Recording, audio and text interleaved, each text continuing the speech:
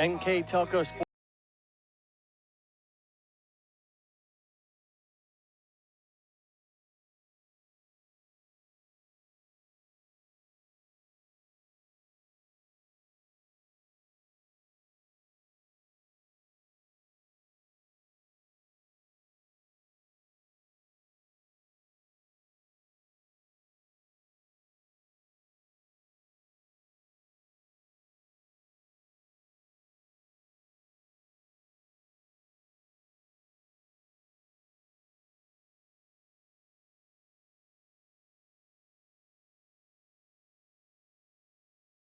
Otterbein currently overall 5-2-2, and as you mentioned, opened up their conference with a 1-0 win. And also the Polar Bears right now 5-4-1 currently, and they're also 1-0 here in the OAC. So both good conference starts. Right now they're on the top with John Carroll and Baldwin Wallace, and also Muskegum on the top of the table right now in the OAC. So definitely can get some separation here between them here, getting going here as the conference gets going. Well said. The Northern Polar Bears will look to not bounce back, but build upon maybe is that big win you talked about on Saturday. Mount Union, they defeated the number 9 ranked team in the college rankings. A 2-1 victory. A big goal coming from Colby Stolf. For limited playing time, his first career goal, the game winner, a left-footed swing, and to prove to be the game winner for the Polar Bears. Yeah, it's good to be, sometimes it's better to be lucky than good, and especially when you're playing a national ranked team, number 9 in Mountain Union, and definitely a great way to start off the conference schedule here and going into the month of October here for our conference. Very well said. We're going to take a short break now for our national anthem here on NK Telco Sports. At 10 a.m. You can also watch more games on demand through YouTube, Facebook, and nktelco.com. Ladies and gentlemen, would you please rise for the playing of our national anthem? That's why.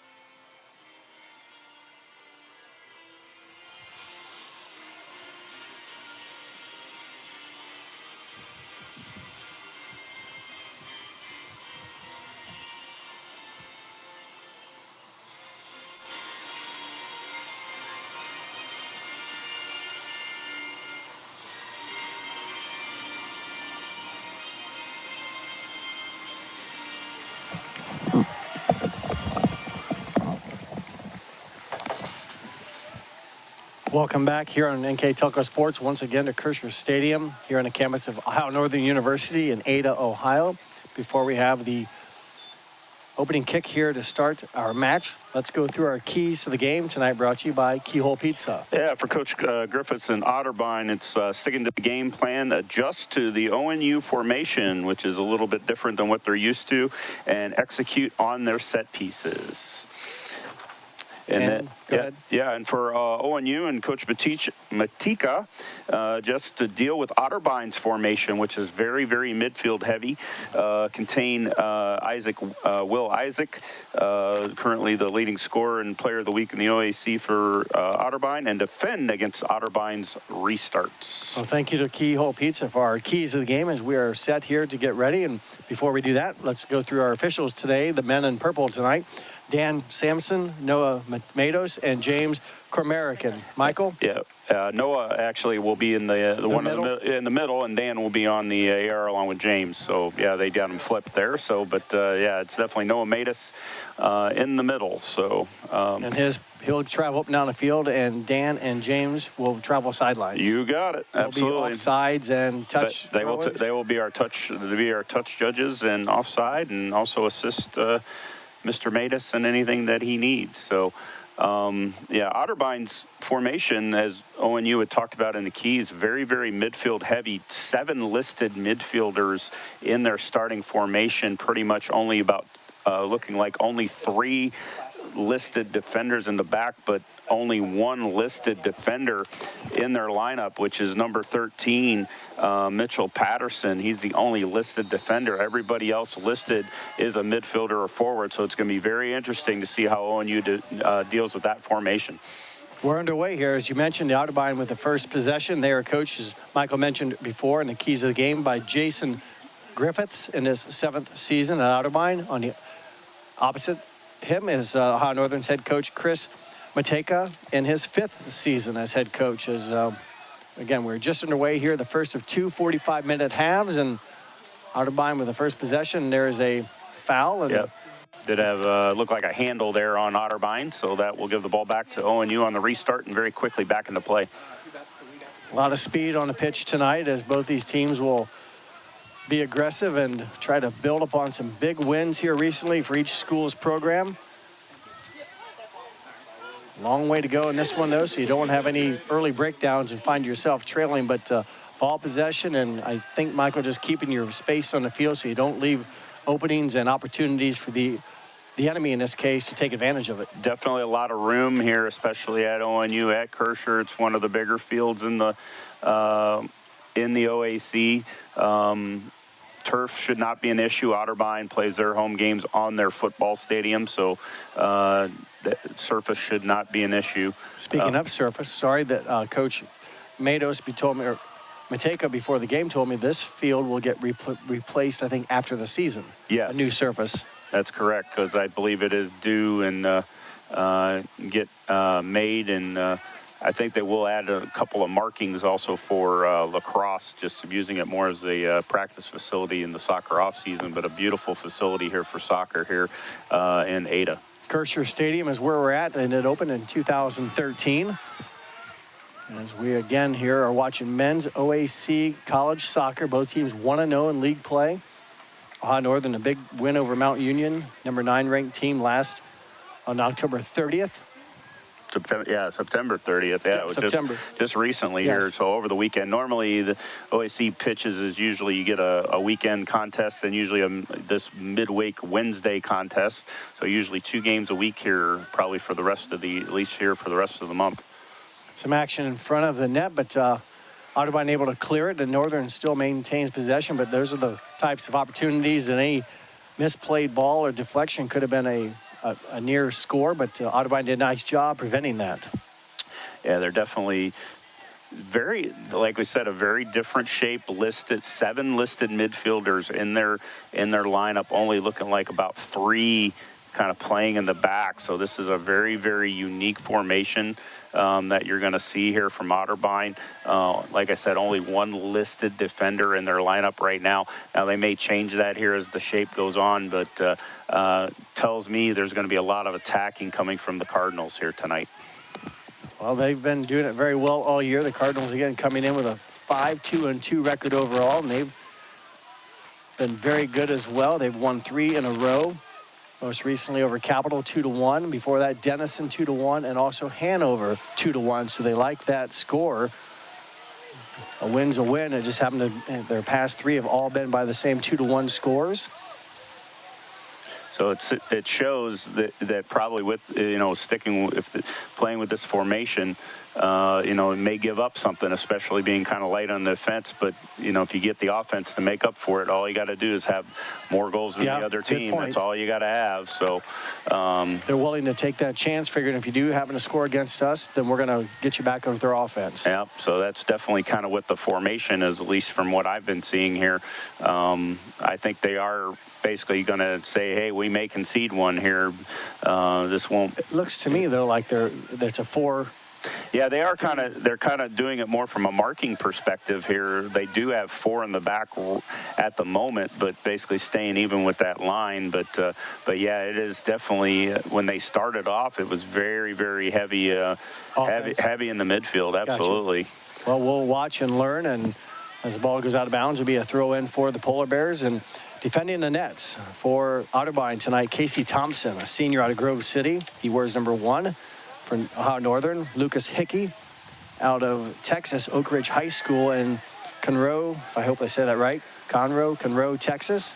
He is a junior, keeping for the Polar Bears tonight. Yeah, Casey Thompson, as you had mentioned, starting all 9 games for Otterbein this year.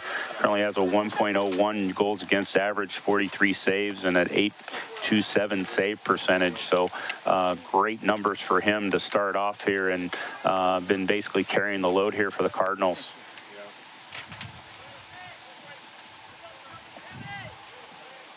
Just over 5 minutes in. We're at under 40 minutes to play first half.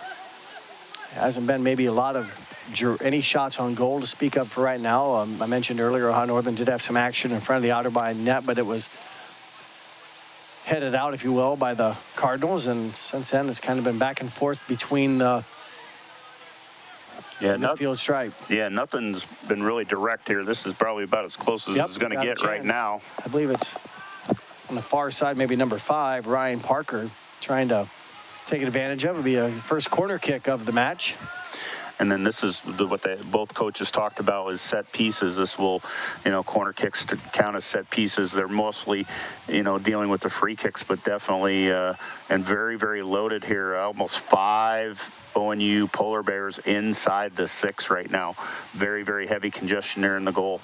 A lot can happen with these, and boy, rising up high in the air is Thompson. He looks to be a rather lengthy keeper. Anyways, they don't list his height, but seem to easily extend and secure the option or the opportunity by the Polar Bears. Yeah, I think they were trying to get some bodies in front of him. I think, Coach Matika looking at the film, maybe trying to get some congestion in there, and that's a very, very heavy 6 inside the 6 is quite heavy, and maybe trying to get some congestion here and get a deflection and get a goal here. Be interesting to see if they keep that up here on all those set pieces most of the night. So corner kicks obviously is a stat we keep track of and is pretty critical. Do most successful teams usually earn a lot of those? Yes, because that means you're driving the driving the baseline. Foul, but so good teams usually that have possession and are offensively minded will get deflections that go off the enemy out of bounds, and you get the corner kicks, and then it's kind of like that's when things can happen. Absolutely, you want anything, any free kick from 35 yards and then anything dead ball throw in really shows that you're doing things well, and corner kicks definitely drive into that, and especially when you're driving the baseline and be able to get something off the defender there to create the corner that ONU did there earlier. You maybe mentioned this to me last year. You talked about driving it to the baseline and then dropping it back. Mm-hmm. Is that, I want to say not the kangaroo, what's that? The Rangoon. I was close. I knew it had a couple O's in it, but you told me about that last year. It's a Brazilian term, actually, and it's... you drive it down and just kind of flip it back and... Because you want to drive the defender. What you want is you want to try to drive the defender either towards you or towards the player that's coming down, so that gives you options. Either you can drive... Nobody's offsides then, too? Right, exactly, because you're behind the ball. Gotcha. So you tell me when we have a Rangoon. What is it again? A Rangoon. So we'll get that. Now here's where we're talking about the set pieces. Yep. Here. This is going to be a dangerous free kick. Nick Isaac's going to be doing it. Yeah. So this will be very interesting here. We're about 30. It's going to be about 35 yards away. So they're going to bring the wall back. Got the spray, and he's going to mark that down there. And 10 yards. ONU will be 10 yards away, and we'll see if the Cardinals can get anybody here into the mix. Well, this young man getting ready to strike it, he's approaching 100 points in his career. That ranks him 5th among OAC players right now in scoring. But 100 points in his career is, again, that distance, plenty of leg strength. People can score from there. Absolutely. Great come up there by Hickey, able to come down with that. No issue there. And both goalies up to the task here, both on the corner kick here and on that free kick. Haven't had many opportunities, but they haven't mishandled the rare ones they've had. And that's a good start for both keepers, because I think scoring, this tight match, It's going to be tight, and you just don't want to fall behind. Absolutely. I think we are going to see some goals here, but it's going to be they're going to be not a lot. So we had a contact foul. Actually, that was called by the assistant referee. So free kick there for ONU. Is that Dan Sampson on that side? Dan Sampson will be on this side, and Mr. Kormikin here was on the far side. Is on the far side. Yeah. So. Okay, so left-footed strike out there by Thompson, and Otterbein Cardinals will again try to clear it and prevent the Northern offense from getting opportunities as they can't quite clear it, and it stays on Northern's or the Otterbein side. So Northern a chance here. Not a lot of numbers, but the numbers for Otterbein prevail. Yeah, he was almost able to get that, and you're probably going to see some strikes pretty much when you get about 25 yards and in. I think they're going to let it fly a little bit. And if you wait too long, too many bodies and too much athleticism, they're eventually going to take it away or shut down your window. So you got to fire when you have that slim window of opportunity. And again, I saw the kick by on Saturday that Colby Stolp hit inside the box. Left-footed strike. It didn't look like it had a lot on it, but it was behind a player crossing through, and I think that blocked the visibility of the keeper, and it just scooted by him for what was then the go-ahead, turned out to be the game-winning goal. So you just got to give the ball a chance sometimes and hope for some misdirection and or sight blockage to help your ball get through. And absolutely, yeah. All kinds of factors are involved there, and definitely there. Now we got speed. Now we got a good opportunity here for ONU. Pretty good shutdown defense, though, by the Cardinals, although it does get into the box, and there's a whistle on a foul against Northern. So Otterbein hustling pays off. Too much contact, Michael, for the Polar Bears? Yeah, it looks like it didn't like how they were getting that. So I think trying to push off and get a little bit of separation there, and that did not prevail. Action here at the midfield stripe. And I didn't give you a chance. I mentioned the keeper for the Northern Polar Bears is Lucas Hickey. Just trying to find a good spot to maybe run down the rest of the lineup here for you. I'll run down, and Michael, you kind of help me out if I'm missing some action. But number 5 is Ryan Parker. 8 is Alex Schaefer. 9 is Will Schaefer. 13, Ryan Summerfield. 15, Brendan Gervers. 17, Sam McKee. 21, Noah Zabrak. 22, Tanner Locke. 23, Stephen Duggan. 27, Colin Gottrin. And their head coach, Chris Mateka, in his 5th season. The starters for the Polar Bears. We've not had any subs yet, so I'll run down Otterbein here if there's not a lot of action going on. And their starters include Casey Thompson at keeper. Number 2 is Hayden Vu. Number 13, Jaden Lunsford. 5 is Colin Wanacre. 7 is Nick Isaac. Number 9, Carter Ely. Number 26, Will Isaac. 11 is Mark Wishmeyer. 13, Mitchell Patterson. 17, Jacob Irani. 20, Drew Holman. Those are your starters for the Cardinals. So, again, no one has been substituted in. Same rules, Michael, between women and men as far as substitutions? Any differences? No differences at all. Yeah, you get one re-entry. You'll not get a re-entry here in this half. So if there's any substitution here in this half, you're out. They're out. Now there is some exceptions, whether the injury was caused by a yellow card, and that kind of wipes that out if they want to do that. Gotcha. But normal substitutions, they will be out for the half, and then you get a second. You are allowed one re-entry into the second half. Okay. So it's not like MLS or pro soccer where it's a set number of substitutions just for the game. Gotcha. They are allowed to kind of play with that. So you might see some lineup changes here, kind of seeing how things go. And pretty deep benches for both teams. Right now the Polar Bears working outside the penalty of the box, and there's another whistle, and there'll be a foul or violation against the Polar Bears. Give the Cardinals the ball back as we are just about 31 minutes to go first half. So we've played almost 14 minutes.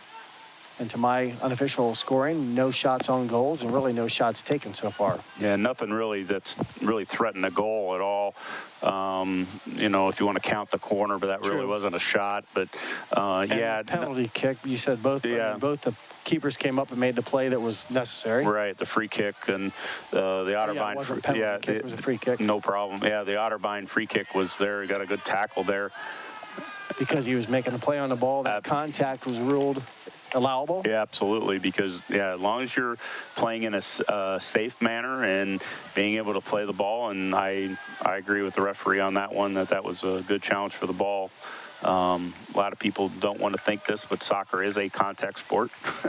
I will agree with that. Yeah, and there is allowable contact, which is basically shoulder-to-shoulder contact, fighting for the ball. And as long as you're meeting within that, then you're pretty good.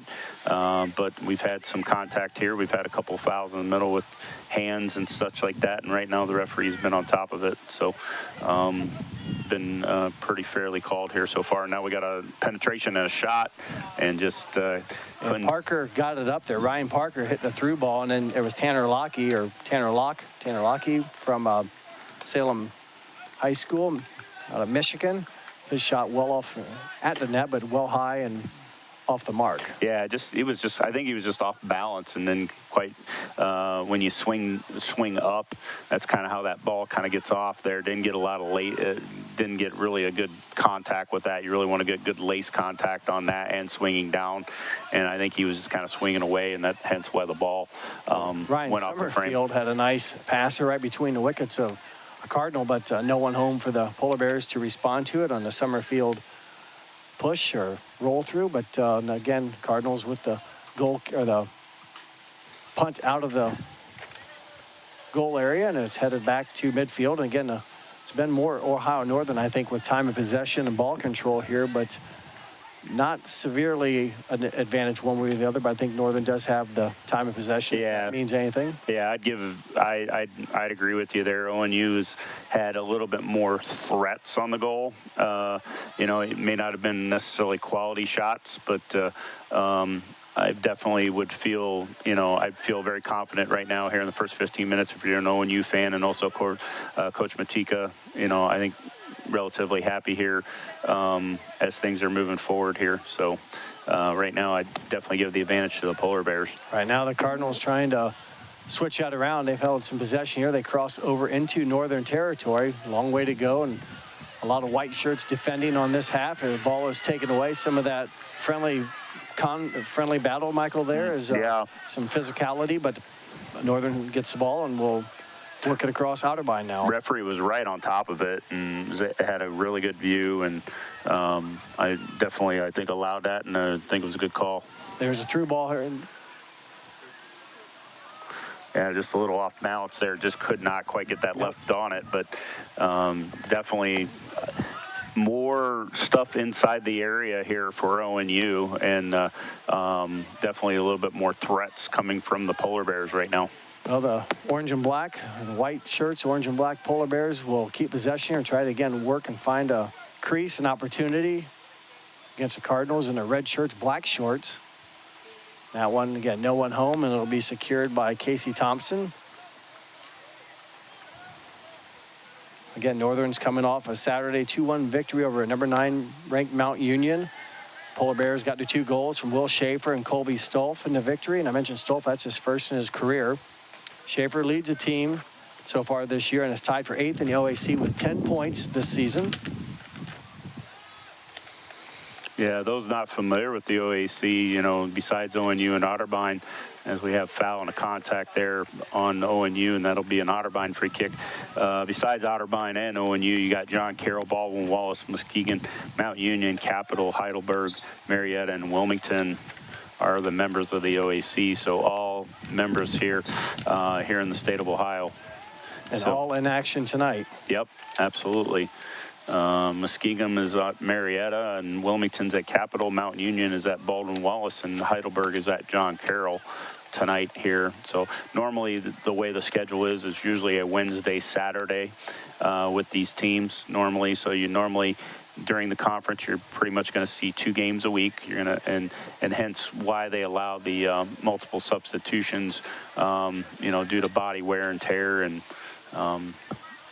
things of that. NCAA soccer has talked in the past about, maybe splitting the season and having the games more drawn out, but nothing's come to fruition as of that yet. And so basically, as of now, sticking as a fall sport and dealing with the wear and tear on the body, and they do the best they can. Action going on here. I mentioned earlier in the game, but for Otterbein, Nick Isaac was named the OAC Player of the Week. Now, I don't know if that's offensive or not, because Ohio Northern's goalkeeper Lucas Hickey was named OAC Defensive Player of the Week in his performance. So you got 2, as there's a shot and there's a nice diving save. A little bit off target was the attempt, but a diving Casey Thompson, the Otterbein keeper, with the save or the secure. But on the other side, Lucas Hickey, OAC Player of the Week for his performances September 25th through October 1st, making the first such honor in his career. And he's played in all 10 games and has a 1.20 goals against average with 20 saves. And we talk about Chris Matika in his 5th season. He's a reigning OAC Coach of the Year. So a lot of took over for long-time coach Brett Ridenauer, and has been in his 5th season and has had tremendous success and be able to keep up the great success that Coach Ridenauer had given up, and he's picked up right where he left off and keeping things going here in Ada here for the Polar Bears. There was a shot by the Polar Bears just a little bit ago, Michael, during your conversation, with directly right into a Cardinal. So it was direct kick, but it swung pretty hard. And I think it was on the left side. I can't tell his number. I think it might be number 5, Ryan, or maybe it was 11. Yeah, eyes are failing me. Maybe it was. Yeah, we're getting a little bit better with the numbers as the night goes on here. The lights, it was still kind of a little bit of sun haze, so keeping us from the numbers there a little bit. But well, we're just about halfway through the first half. The first 45 minutes, we're down to 23 minutes, 23 and a half. So almost done with the first half of the first half. Again, limited scoring opportunities for either team, but Northern somewhat has won the time of possession battle, and they will look to attack here on the throw-in and across midfield.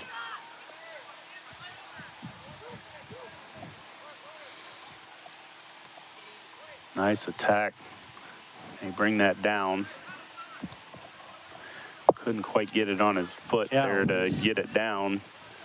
Got it to that area, but then could not control it to make a, let's say, a good pass or a deflection to an open teammate. And Otterbein again stifles the Polar Bear threat, and back across into Polar Bear territory it goes as they'll reset.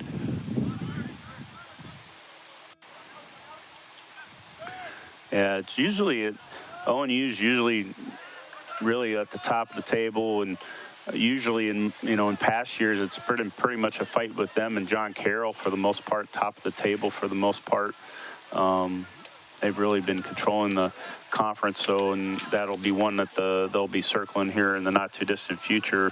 Here in a couple of games, actually, they'll have Capital and Heidelberg, and then John Carroll on the 14th of October. Nice shot. Yep, good deflection by Thompson. I believe the shot there was by Ohio Northern's. Get his number 21. Yep, best threat of the night. Now ONU on the takeaway.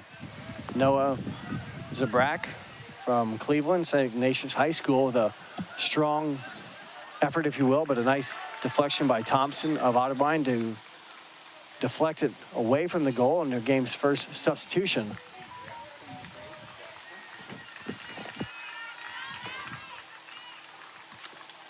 So ONU will take the first substitution to try to get some fresh legs in there and try to keep this pressure up that they have going on. 28. The first substitution, number 28, Gage Foster, first support player off the bench for either team. So both teams, yes, with deep benches, but so far have gone with basically the top 11, or in Northern's case now, the first one off the bench. at about the 22-minute mark. We're down to 21 minutes here. So, again, moving on here in the first half. As Northern takes it away and will try to take advantage of it, try to create some opportunities. A lot of red shirts back there, just the lone defender near midfield. Other than that, all 10 on defense. I think that's a lot of where I think he's going to have the midfield, where Otterbein is going to come from, is that they're going to be able to play both ways, and midfielders are pretty much have to play both ways. So I think they're willing to take that gamble and do that. It's been giving up a little bit of pressure, but so far they've been able to hold off. Shot deflected, or a pass. I guess that was a shot. It was deflected by the Cardinals. Kicked out of bounds, and take it back. It was kicked sideline, stays in but bounds, and it'll stay with. Well, the throw-in will go to the Cardinals. Eventually, it does go off of a Cardinal out of bounds. So Northern with the throw-in.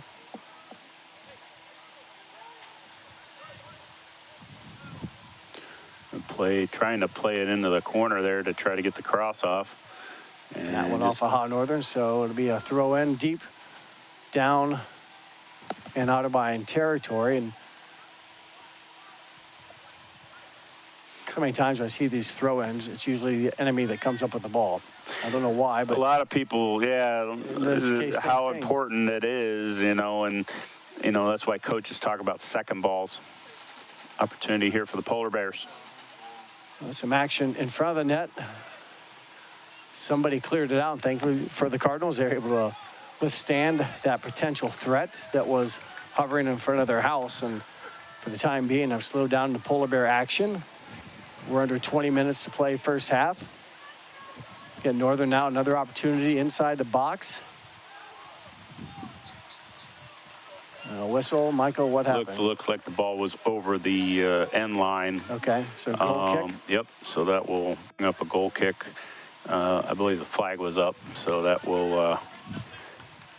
Casey Thompson will put it back into play. So we had one corner kick, and really other than that, had the free kick opportunity for the Cardinals about 35 yards away early in the half, about the same time that the corner kick was given to or taken by the Polar Bears. Other than that, it's been pretty much, I won't say non-eventful, just offensively shooting limited shots on goal. But most of them have belonged to Ohio Northern. Yes. Otterbein's been kind of late. Most of the play here has been in the ONU attacking half here so far, here in this first almost half hour here. I noticed this reading some of the recaps for the Polar Bears. It seems like Ohio Northern outshoots a lot of their opponents. I'm looking at the yearly stats. If I read this right, Ohio Northern has taken 149 shots. Their opponents have taken 85. Does not surprise me. So there's a lot of, opportunities. That's for Ohio Northern, just from, there's another one. Right, yep. One hopper right into Thompson, but 149 shots taken, 85 for their opponents.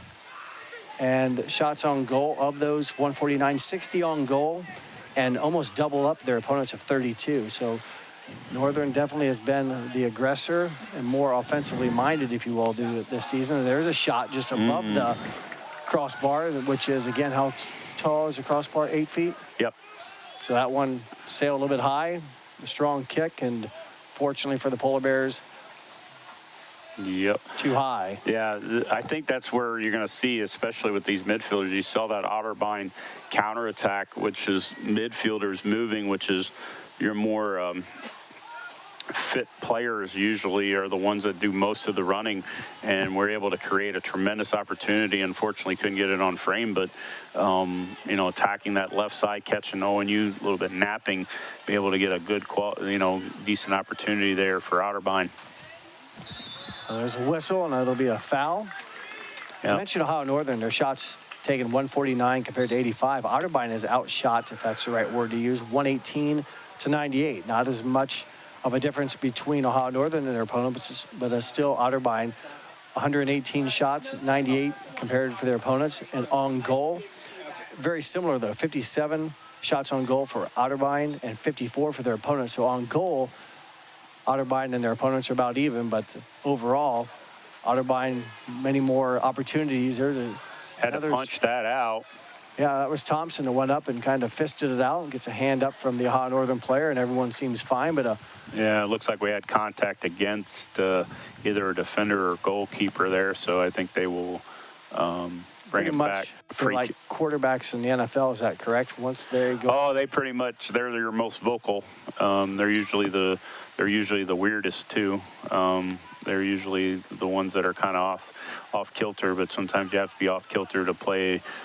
Be good. But be as a good, far as good protecting goalkeeper. them, you're not allowed to touch them per se. Is that when they have possession of the ball, and then there's a little bit more air, especially in the goal area. But they are kind of treated as another player as far as from contact perspective and things of that nature. But they do have certain rights, especially when they have the ability to play goalkeeper. They are the only player to be able to use their hands, obviously. Yep. So, I just didn't know sometimes you're allowed to go in and like battle them or. You can battle them as long as you do it legally, but yeah, they're same as a regular 10. Absolutely, okay. Absolutely. But they do have certain rights, especially charging in the goal area is a kind of a big thing as well. So they try to, they do have a little bit of more rights just because they do play that position. But for the most part, I mean, you treat them pretty much just like every other player. On the pitch. Okay. Yep. We're into the final third of the first half. Under 15 minutes to play, 14:25 and counting. And there's a chance where, Michael, you're not allowed to use your hand when it's directly kicked to the keeper by your teammate. And that's exactly what Thompson did as Otterbein tries to muster up an opportunity here, a foot race. We haven't mentioned number 26, Will Isaac's names much tonight. He's a threat for them. He leads their team statistically in about all their categories offensively, but he's been limited tonight. Again, he comes in with 13 points on the season. He's taken 39 shots, 17 on goal. By far the leading offensive striker or category stat stuffer, if you will, is number 26 tonight. On his roster number is 10. I don't know if he's been 26 all year, but he's 26 tonight. So if you're looking for number 10, you won't find him, but he's number 26. Talked to him before the game to verify that he, in fact, was that number, and he said yes, he was. Might have had I asked if he sold it on eBay to make a couple bucks, but he didn't answer. No, there you go. So number 26 tonight is the offensive specialist for the Cardinals. As right now, the threat for the Polar Bears is stifled, and for Ohio Northern, I would say they're leading. We talked about Will Schaefer. He leads the team with 10 points. He has 19 shots, 10 on goal, and he's that leader for the Polar Bears, and he does wear number 10 for Ohio Northern, Will Schaefer. We'll have another substitution for ONU. For ONU.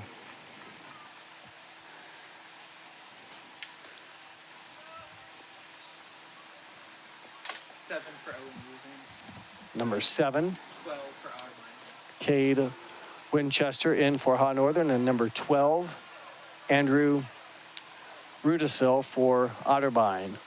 Support players in at about the 13-minute mark. That shot carries over the netting and out of bounds.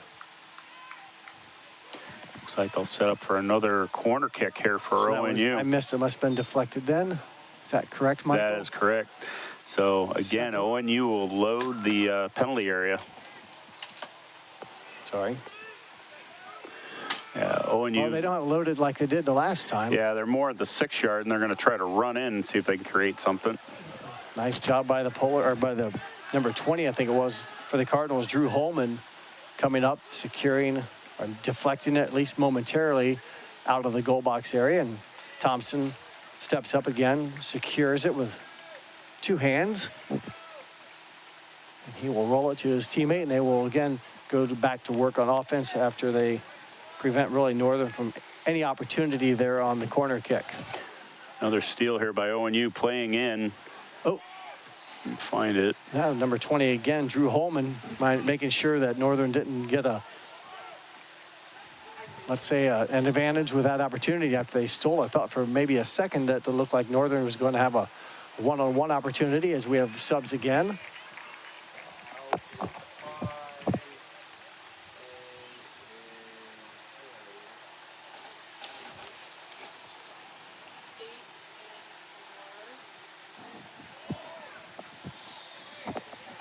There's a whistle. Looks like we'll have another Infraction. Is that a corner kick or it looks like another free kick? another corner. Actually, that will be a free kick because he's marking up as we had contact there. So this will be kind of similar to a corner kick here outside. Kind of a tough angle. Yeah. But still, yeah, really almost the same angle as a corner kick coming in you without a bend. But an opportunity here for Northern to treat it just the same.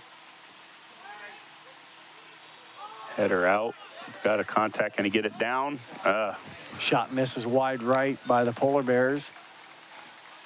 And just kind of got away from him there. Didn't get as solid a contact, and unfortunately kind of skidded off the foot there. And It didn't look like a lot of room. I mean, it's one of those shots you hit it hard and maybe deflect in. It looked like the middle between the pipes was well defended, and the ball went where there was an opening, and that was wide right.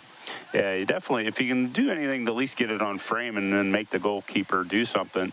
Yeah, because the pinball effect. Yeah, exactly. You never know if you got, especially when you got numbers up front there.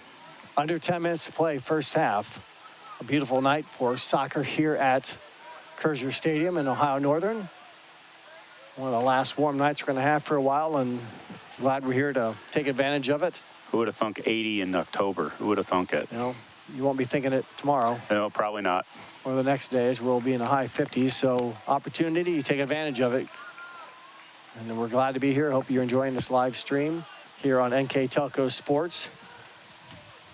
We will, again, remind you our sponsors include Carriage Works, Chiltex LLC, Cy Sweeterman, Dickman Supply, Elmwood Assisted Care, Hometown Opportunity, Hillsman Automotive, Kogi Plumbing, Lincoln Electric, Minster Bank, New Knoxville Supply, SecureCom, St. Henry Bank, and WCSM.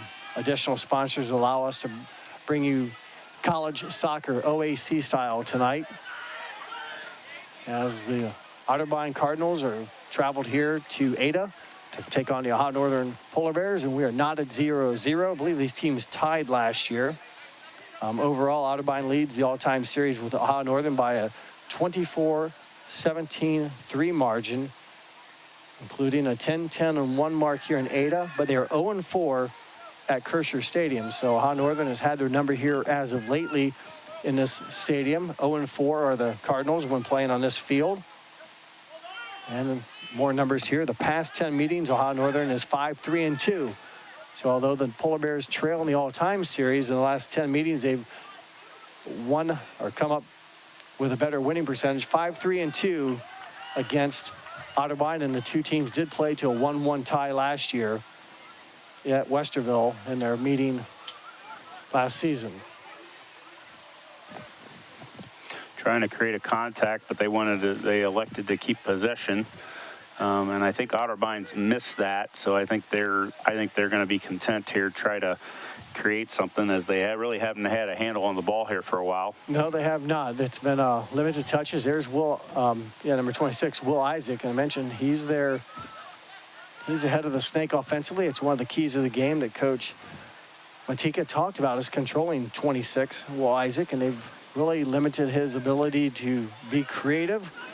He's been able to do so with his numbers posted almost routinely so far this season with his offensive striking ability. Still another half to go, but so far he's been controlled by the Polar Bears, or not been given many opportunities. So either way, he's not been a factor as of yet. Under 7 minutes to play first half, and it will be Otterbein throw in. Let's say deep inside Northern territory, so maybe they can get something started here. They've been limited on their offensive opportunities. Goalkeeper for Ohio Northern, Lucas Hickey, again, the reigning OAC Defensive Player of the Week on the defensive side of the ball, and Will Isaac, the OAC Player of the Week on the offensive side of the ball. Otterbein pretty much loading it now. They haven't had a lot of opportunities here with anything close, so definitely quite a few players in the area here. Carter Ely with a throw-in. A Polar Bear, though, was able to head it out. But the Cardinals still with control and have it inside the goal box now of Ohio Northern. try to maybe kick it off a Polar Bear for a corner kick, or the Polar Bears, before that happens, will kick it out. It'll be a throw-in on the far side, but it'll belong to the Cardinals. Probably the best offensive sequence here for Otterbein tonight. Well, Ely threw it in moments ago on this side. He's now on basically the same spot, other side of the pitch. He'll go far off the track there to get a good running start. I don't know if he'll do a flip or not. He didn't do a flip last time. I thought he might, but this time it'll be a drag. And nice long throw, though. Headed out again. So they're much like throw-ins on the sideline. Why, if the offensive team has it, does the defensive team always come up? Or in this case, why does the defensive team always seem to have the header on the throw-in? Yeah, it's mostly when guys. Yeah, the coaches talk about second balls, and that's really off the deflection. Yeah, off the deflection. So it's not a big deal. Maybe if you don't get the first touch, just get the second one. Right. That's you'll hear that term quite a bit with coaches. The second ball, and that's pretty much what they want, that second ball, because they know that first touch is always going to be not as clean. Gotcha. and throw-ins are because they can hit something and not always the best placement on the ball. So that's why they, you'll hear that term. Second ball. Yeah, winning. You'll hear second ball, quite a bit from coaches, and that's kind of what that term means for the most part. So they're going to have another chance here. Again, it's hit out of bounds. And we'll have an ONU, actually 2 ONU substitutes coming in here in the last 4 minutes. Ohio Northern's throwing? Yeah, Ohio Northern throwing. Otterbein. Yes. So it'll be a throw-in, as you mentioned, a couple more support players in for the Polar Bears. Just under 4 minutes to play, first half. Somewhat a quiet game offensively. 2 quality teams here, coming off some early season success, some big wins by both programs as they look to build upon this OAC battle early in the season, week 2. But you hate to fall behind in the loss category, and one of these teams is, I was going to say come away with a win, but that's not true. You could walk away with a tie. You just don't want the loss. Yeah, especially, I think it's also creating more opportunities that they're more active in the 90 minutes. Now that they've gotten rid of the overtime, you're only playing the 90 minutes, and really kind of creating more opportunities and, kind of change the game a little bit that you don't set. Before teams would maybe lay off and just play protective. Some would. I mean, just because you met your conservative maybe. Yeah, exactly. You know that you would get an extra round and another round of substitutes in that mostly the 20-minute period as it was. It was 2 10-minute halves back then, but now that they've, you only get the 90 minutes now. Got to get it done between those that time frame. Yeah, absolutely. So you're going to see a little bit more, maybe taking more risks, and you're seeing that from teams now that maybe you hadn't seen from a couple years back when that rule was in place.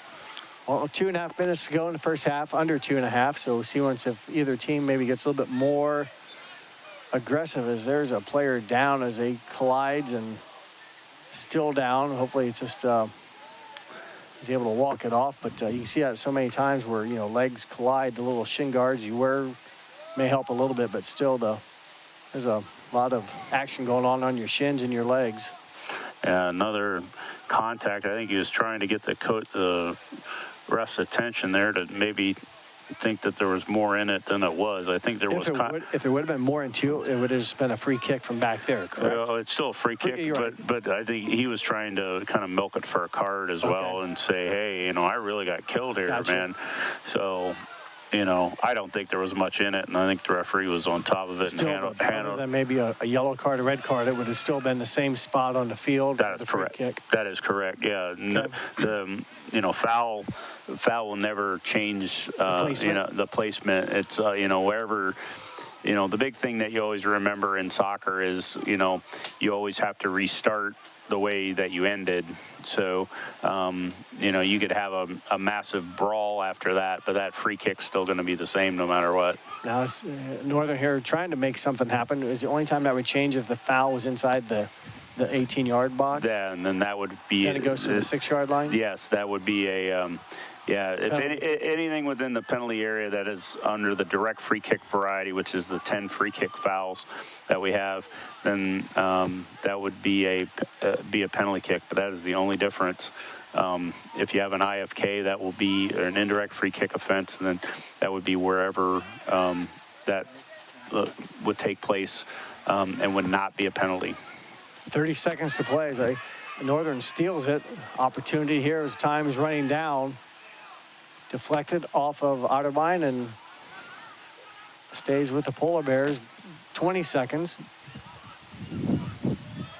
Moments ago, I thought the middle official, Noah Matos, almost got involved in the action. He had to spin out of it before he took contact. So as an official, you have to be alert as well. I'm sure some have been hit in action as this will wind down the final seconds. And the first half of action of OAC College Soccer is in the books. We are not at 0-0. We will take a break here on NK Telco Sports. And when we come back, we will have second half action.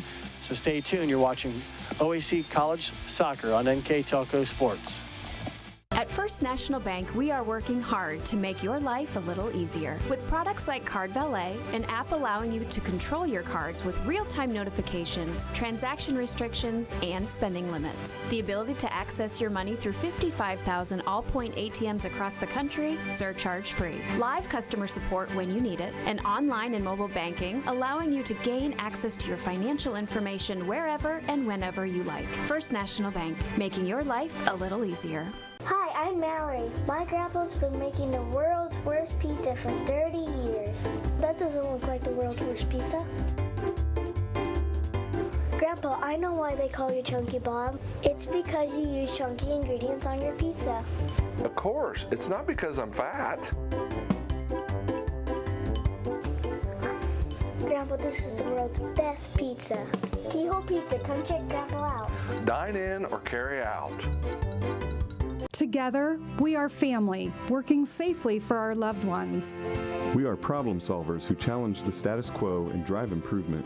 We care about our customer relationships. We stay true to our values, caring and respecting one another.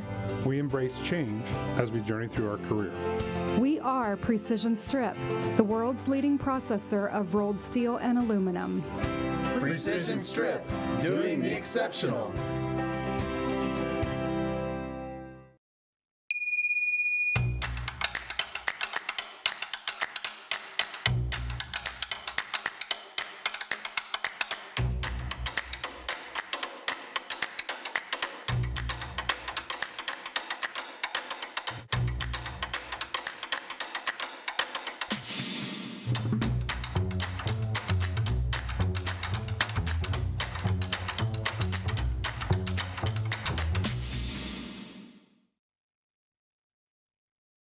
If you're a veteran, surviving spouse, or a dependent of a veteran, contact Shelby County Veteran Service Commission today. We can help you apply for a wide range of veteran-related benefits that you earned. Shelby County Veteran Service Commission. Veterans helping veterans. We're back at Ada, Ohio, where the Ohio Northern Polar Bears and Otterbein Cardinals are doing soccer. And Michael, we're at halftime here, and with our halftime stats, take it away. Yeah, no problem. ONU definitely dominated that first half, outshooting the Cardinals 7-1. 3 of those shots on target and on goal here for ONU. Corner kicks battle in favor of the Polar Bears, 2-0. Polar Bears 6-5 on fouls against the Cardinals. So. And we talked about a little bit ball possession. Our stats have Ohio Northern somewhat a little bit majority there with 53% of the possession with the ball compared to 47 for Otterbein. But the most important stat is 0-0, and that's what's on the scoreboard as we begin to start our second half. Reminder, our middle official tonight is Noah Matos, and the line judge on the far side is Dan Samuelson, and on the near side is James Primerican. The officials tonight in purple, and if you didn't know, Ohio Northern is located in Ada, Ohio, and Otterbein is in Westerville, Ohio. Both these schools members of the OAC. Both these schools have entered tonight's second game of OAC play 1-0. So a lot at stake here to take a lead in the standings, if you will, early in the season. You only get one conference game against each team a year, so you definitely want to make a statement, every year. So it's not a home and home like in basketball. You only get one bout against them every year. So 9 league games is what you play. Exactly, and then the next time you can meet them is tournament time, depending on how you. Is there an OAC tournament? There is an OAC tournament. How many of the 10 make it? There will be 8 actually. Make it? Yep, you'll get a quarterfinal, a semifinal, and a final. Are those at higher seeded venues? Correct. Yes, absolutely. Nobody, quote, hosted. It's all the higher seeds will host that game. That is correct. Yep, and you'll definitely go through that. And most important is an NCAA bid when you're all done. Automatic bid goes to that? Automatic goes to bid. So you get a trip to the NCAA tournament, and ONU can definitely show that in 2012, making it all the way to the final in 2012. Well, we're just about ready to start the second of 2 45-minute halves, and we're underway. Northern with the first touch. Now going right to left. They're in the white shirts. Otterbein left to right in the red shirts. There's a couple of back and forth exchanges as we're underway here again. Wednesday night, October 4th. Great weather here at Ada. Nothing to complain about here as we're playing under the lights. A lot of people are asking, heard a couple of comments about where Ada is. It's about 10 miles east of Lima, Ohio. So if you want to get a map out, right off of about 10 miles east of I-75. So Westerville down around Columbus. Yep, on the suburb of Columbus. And if you haven't been to Otterbein's campus, beautiful campus. Northern's nice campus too. Very absolutely kind of neat time of the year. Nice scenery here at Ohio Northern. A lot of things have been retrofitted, modernized, redone. It's very, very up to date. And this pitch you're playing on now is a field opened in 2013. They're getting new surface, new tread on it after the season. Yep, this is basically it's a 10-year process with the surface, and then usually every 10 years it needs to be redone. So it is due for that after this year. Action taking place here on the Cardinals side of the pitch. Northern with possession, spreading out the Cardinals defense. They've got basically 10 behind the ball and just 1 away. So a lot of red shirts in the middle of the pitch as Northern again tries to find a crease or draw a foul. Maybe that's another way to take advantage. They do get into the box now. And he keep it in. He does. There's some contact, and there must have been a play on the ball as the polar bear goes down on some contact. Play on is the ruling, and Northern trying to make something happen. A little bit of aggressiveness down there. Nothing worked out for them, but they do maintain possession. Go back to work. ONU definitely more aggressive. Was that a Rangoon offense? Yes, it actually was. So well, thank you for pointing that out to me. I was waiting for that. I don't know how to spell it, but I know what it means now. And it looks like we got a stoppage here. And conversation will be taking place. Clock continues to run. So right now is that Noah Matos explaining something to one of the Otterbein players? I didn't see. Was there a yellow card or anything? I did not see a card. I did not either. And I don't know if he actually signaled for the clock stoppage or not. It never did stop. It continues to run, so we're in good shape. 42 minutes, just over 42 minutes. If it needs to be corrected, it will be later on. But just somebody keep the time down on the field. No, they keep up backup time on the field. So the officials do? The officials will. So if worst comes to worst, they will signal up here to add time or take time off or to whatever. Deal with that. Yes. Right now it's Otterbein with possession. So they'll have a free kick. Nope, it'll be a throw in.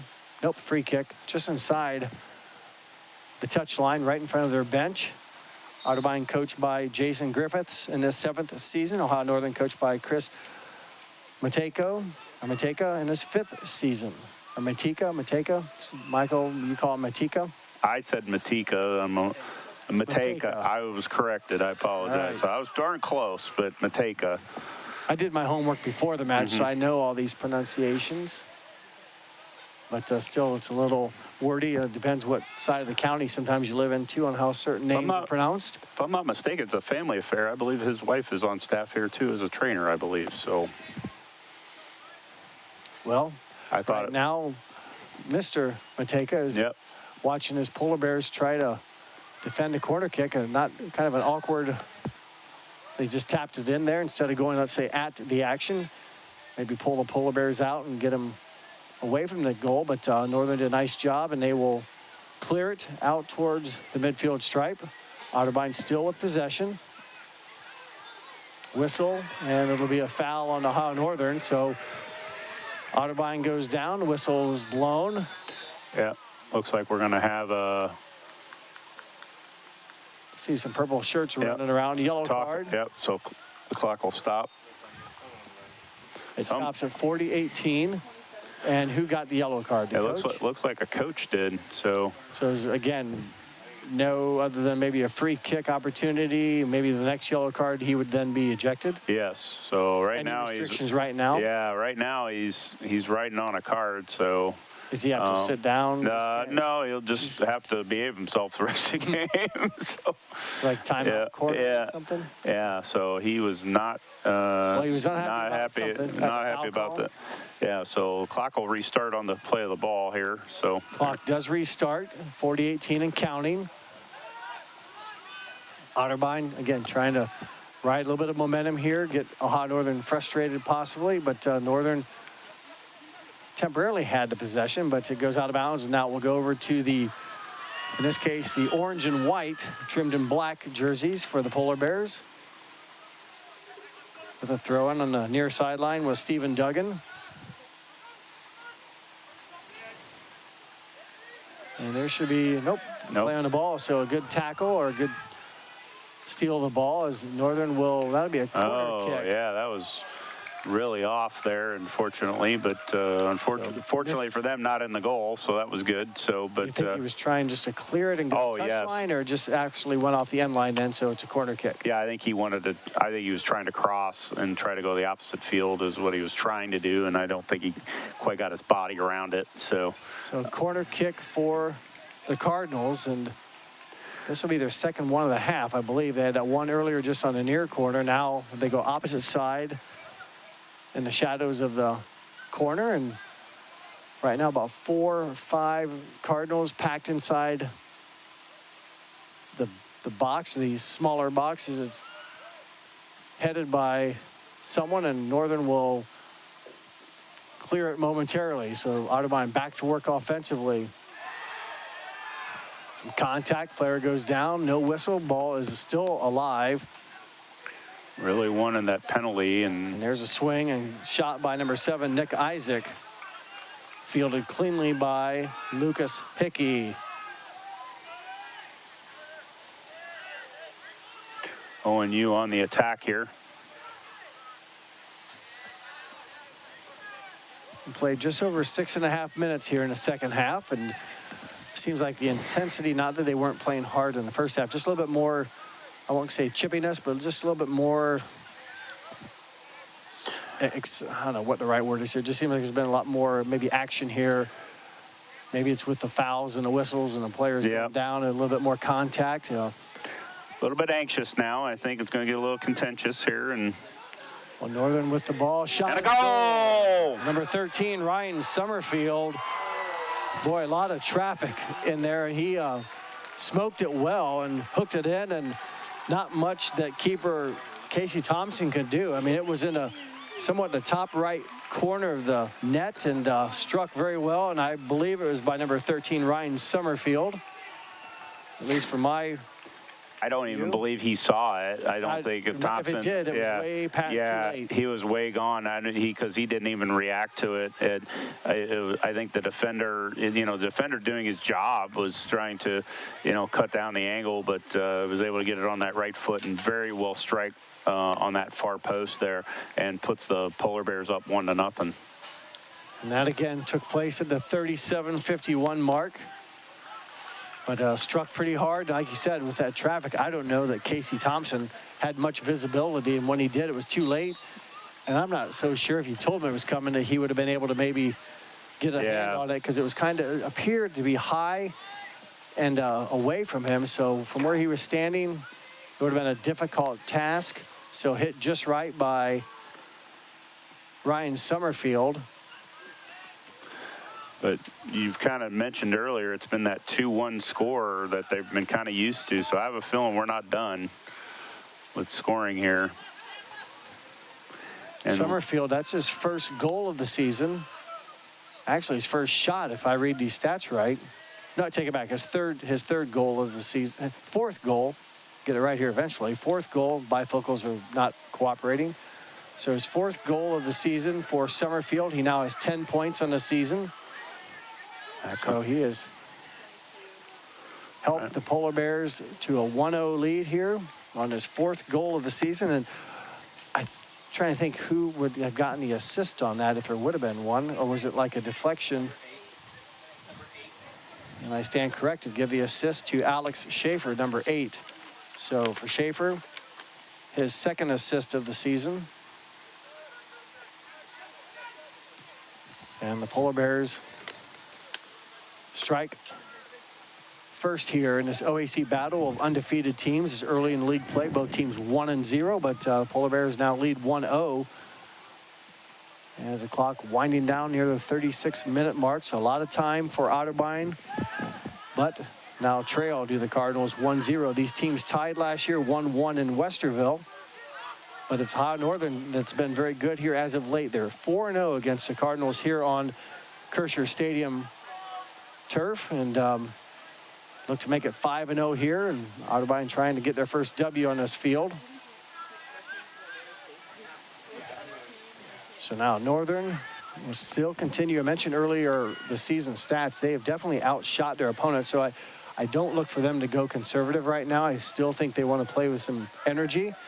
Sometimes you get a lead, you get real conservative, and you tend to lose your focus a little bit, but I think look forward to the Polar Bears to continue to attack and try to build upon the. They've been pressing very, very much, and I don't see that changing here, at least for a little while. So a player goes down, and there's a whistle, and it'll be a free kick. And there's another whistle. So yeah, looks like we have a clock stoppage again. Card. Yep, and another yellow card on a player, probably, right? Yeah, it looks like right here in the midfield. Evidently said something to the official. Sounds like number 5, Ryan Parker. Yeah, looks like junior midfielder. Yeah, it looked like it was in his direction there. So now 2 cards on ONU. One on the coach. One on the coach and Parker now. So both of them will have to be on their best behavior. So just a lot more. It's like crowd noise, or whether it's the benches are getting more fired up, but that kind of adds to the energy level a little bit. And both teams are actually both benches are standing. So ONU usually likes to stand, especially in that first part of the half, try to, momentum. That's always been kind of a tradition of theirs, and just kind of show their activity and moving forward. But I talked about with the 1-0 league for the Polar Bears, playing conservative versus strong, as though Otterbein tries to sneak one in and get something working. They, for the moment, will not. I'm going to recap those. Coming into this game, Hot Northern 149 shots. Of those, 60 have been on goal. That's almost double their opponents of 32 shots on goal. So they've continued to kind of, let's say, play aggressive, and a lot of, let's say, officials, if you will, on the field now wanting calls and not wanting calls. Another yellow card. So, yeah. That was on Otterbein. That one was issued to Otterbein now, so they're starting to get a little contentious here. So who on the officiating staff records the number? It'll go into the official's notebook, but we do keep a. Is that with the middle? Yes, it'll be done in his notebook. He turns that into the league then at the end of the night? That is correct. Yeah, and that'll go on the official score sheet that will be turned in. Gotcha.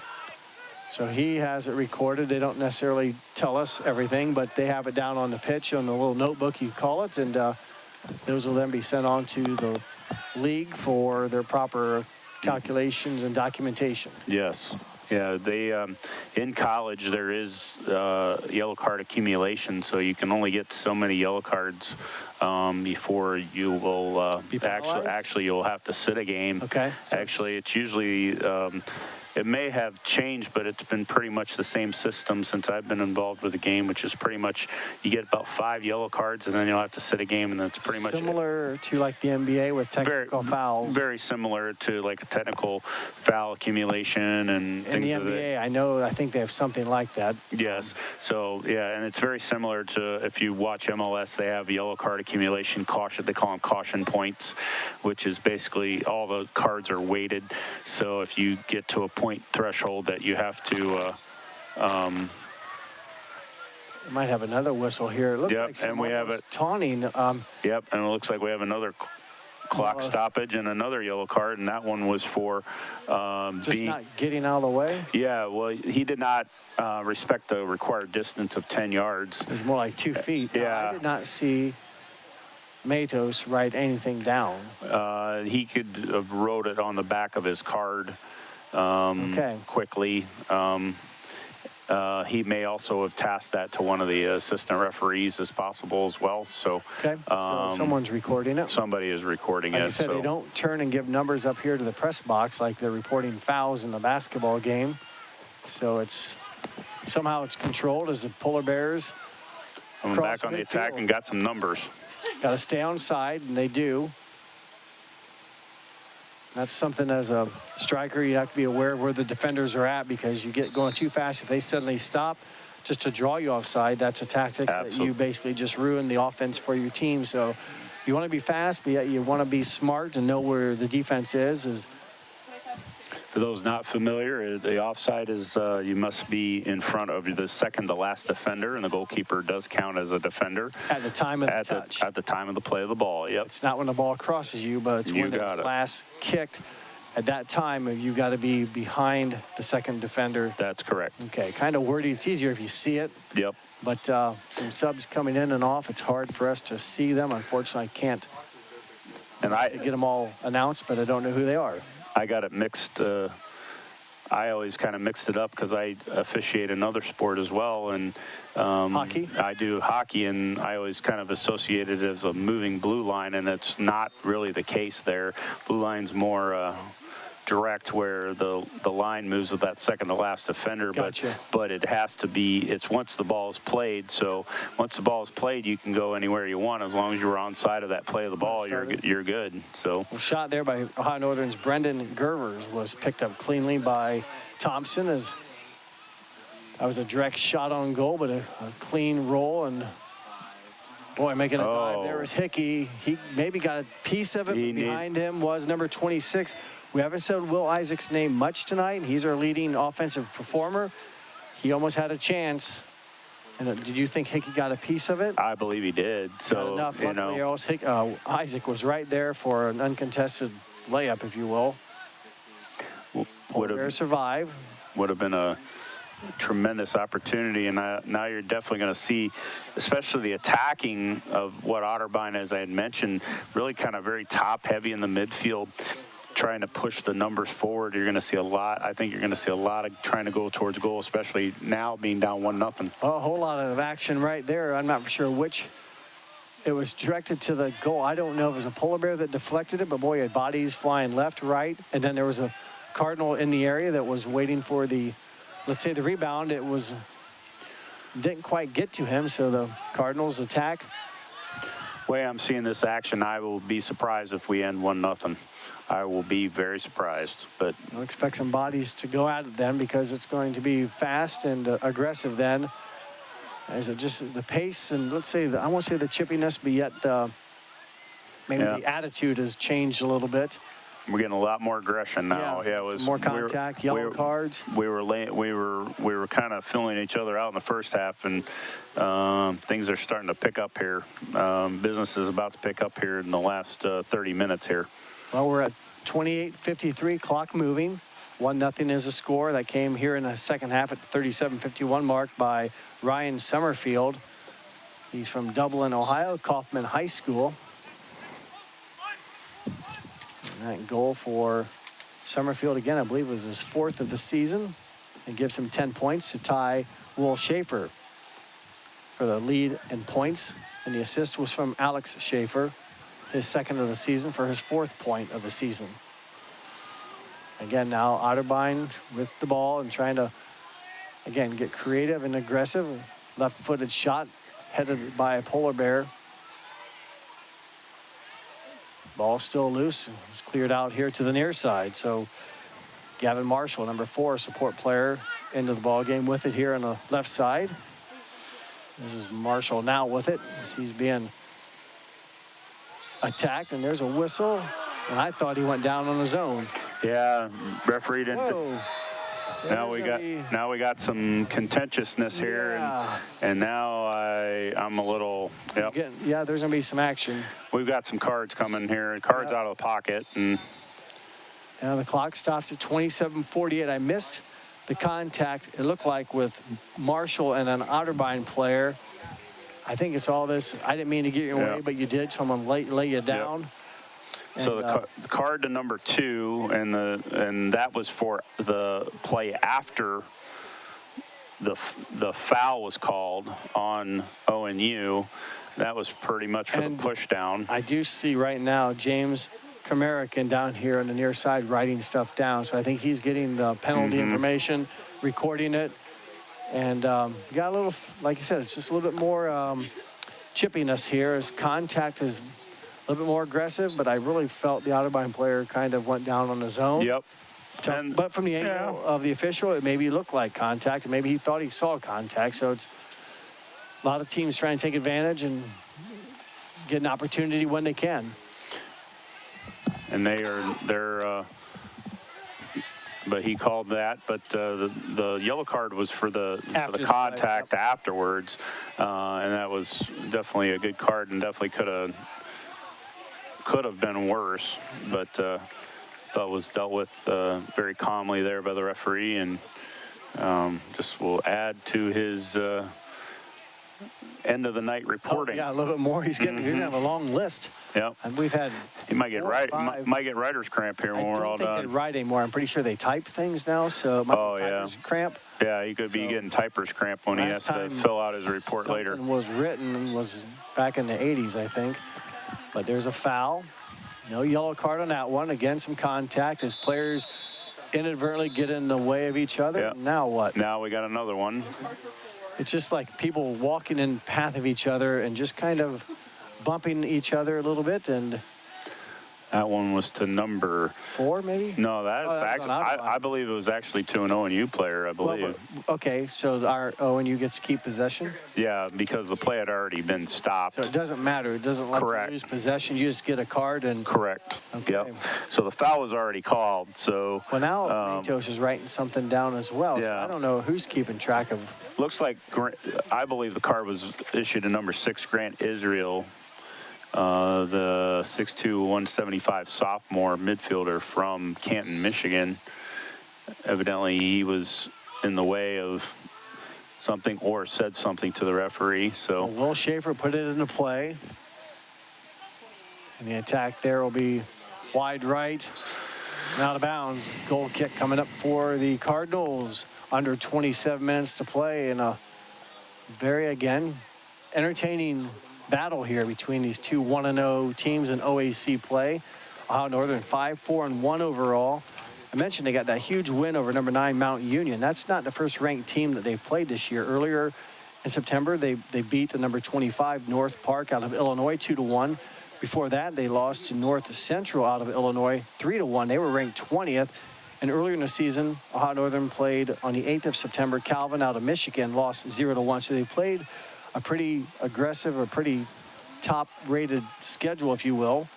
I was able to win a couple of those matches and come in with a 5-4-1 record. And Otterbein 5-2-2 on their season. Another loss they had was a very well-acclaimed Ohio Wesleyan squad, 1-0 down at Ohio Wesleyan. Long-time fantastic program there out in Delaware, Ohio. And Otterbein, is there some action? A header. And a score. That was a header action, number 12, maybe? finding it on the far post, and it's just fantastic finish there. Well, it didn't take long as we anticipated a score in the 25-20 mark. Andrew Rudisil.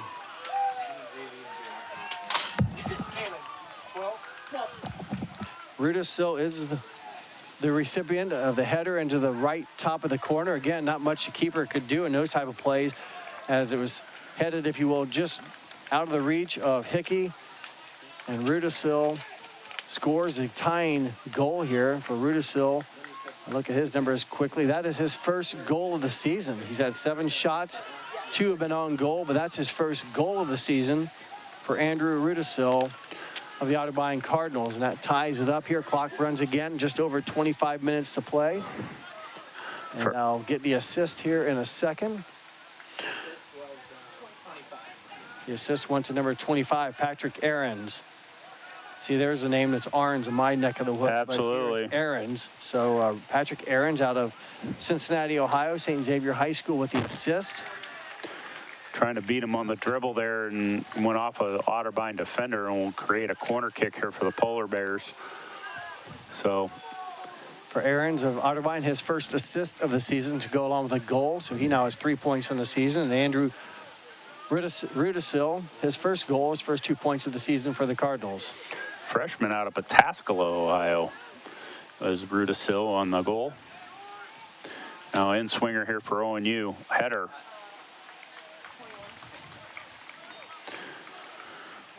Getting his head on that, number 21 for the Polar Bears, Noah Zebrick. Pataskala's drive through that way on 70 to get to West Virginia and Pittsburgh, and that's where he's from. He went to Connections Academy High School, is where Rudisil, a freshman, is from. Pataskala, Ohio. The only reason I know that is back in the 80s when I went to Ohio State. Tony White was from Pataskala, Ohio. Member of the men's basketball team and located just outside of Columbus. As Otterbein now with the possession on the near touch line. 23 minutes and 30 plus seconds to go here at Ada, Ohio. Again, just north of Lima a little bit. So we're underway here. Is good match so far. Played out there by the Cardinals, and then that will create a substitution opportunity here for ONU. These two teams tied last year 1-1 at Westerville. And again, Ohio Northern trying to remain perfect on this pitch here at Kersher Stadium. They're 4-0 against Otterbein, and also 5-3-2. The last 10 meetings are the Polar Bears against Otterbein, so they're looking to extend their winning ways after suffering some defeats early in this the season series, which Otterbein leads 24 wins against 17 losses and 3 ties. Otterbein leads the series 24-17-3.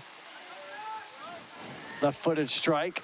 That could have been an own goal, and that could have been real trouble there. So that case, Gavin Marshall would not have gotten any credit for it? That is correct, because that would have been on goal because it wasn't a direct shot. It was a deflection, so that would have been counted as an own goal. His pass was deflected almost. Absolutely, just like your own basket in basketball. You got it. Outswinger, so got a body on it. Can he keep it in? No.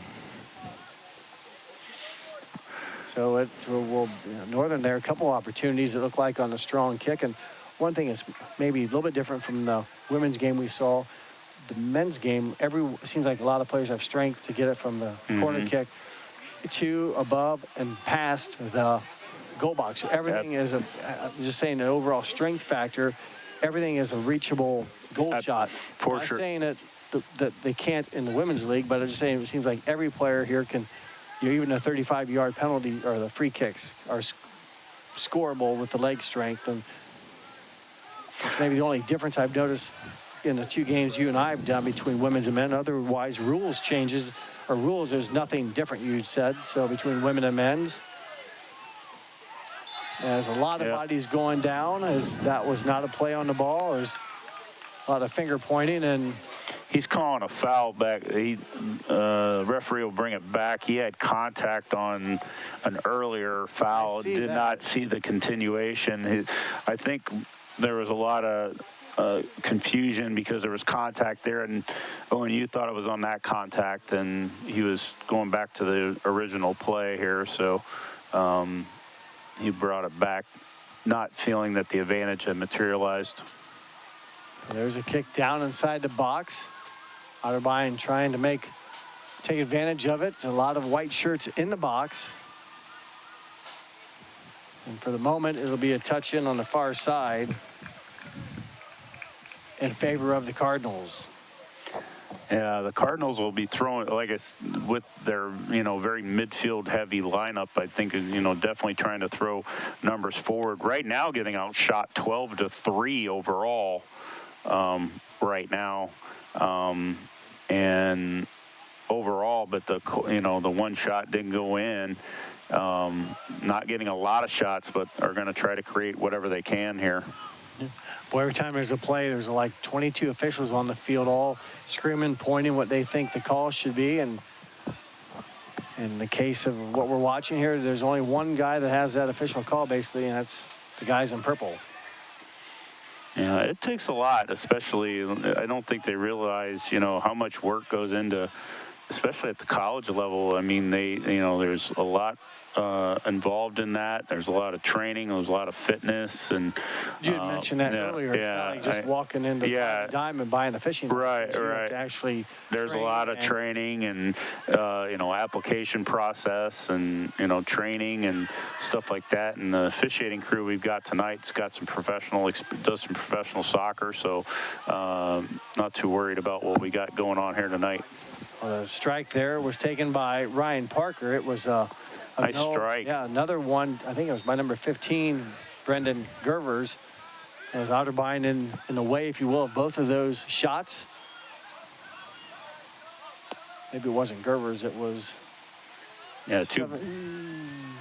17 possibly. Sam McKee, as again, there's a whistle and bodies on the ground. So Otterbein now with possession as they again try to attack, but Northern able to step in, steal it momentarily. 18 and a half minutes to play. That's some numbers going forward here. Some fancy footwork, but boy, a lot of red shirts. But we saw earlier, it doesn't take a big window. You don't need a huge window. Just got to get it through as falling on the ball to prevent any type of attack as Casey Thompson. Trying to create that Rangoon again and trying to cut back to around the penalty spot, but Thompson was able to read that very well and take control of that.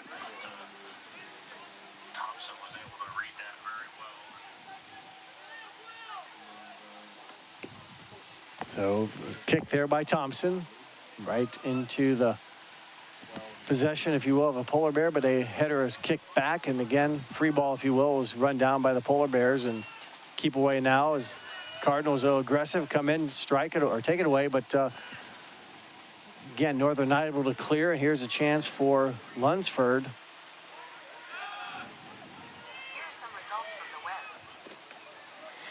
Putting it across, but that'll go over the end line and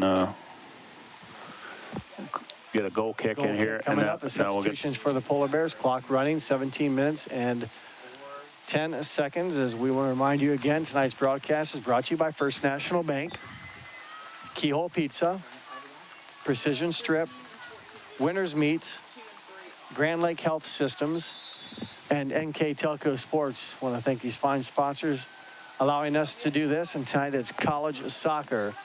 OAC, as there's a clock stoppage. So it'll stop with 16:49. This is not what you called it a safety timeout, is it, Michael? No. I think he was having a conversation with somebody here. So well, the clock is wound. The clock will start on the first touch. Yeah, it'll start. Clock will start on the touch of the ball. So even though the whistle had blown, clock is not running yet. It will start here on the kick of the ball, and it did.